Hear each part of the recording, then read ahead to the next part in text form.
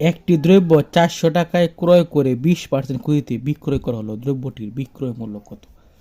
মানে 400 টাকা হচ্ছে ক্রয় মূল্য এবং 20% ক্ষতিতে বিক্রয় করা হয়। 20% ক্ষতি তার মানে কি?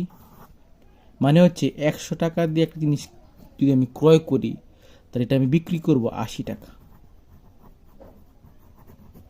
মানে 100 টাকা দিয়ে কিনছি আমি 80 টাকা বেচে, তাহলে আমার 20 টাকা ক্ষতি হয়েছে। মানে 20% কথাটা অর্থ হচ্ছে এটা। তাহলে 1 টাকা দিয়ে কিনলে হবে 80/100। আর এখন কত টাকা? 400 টাকা দিয়ে কিনছি, তাহলে 400 টাকা দিয়ে কিনলে হবে 80 × 400/100 টাকা বা করে 4 32 320 টাকা।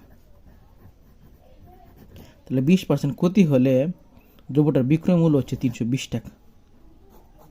মানে 20% ক্ষতি হওয়াতে আমি 400 টাকার জিনিসটা বিক্রি করছি 320 টাকায়।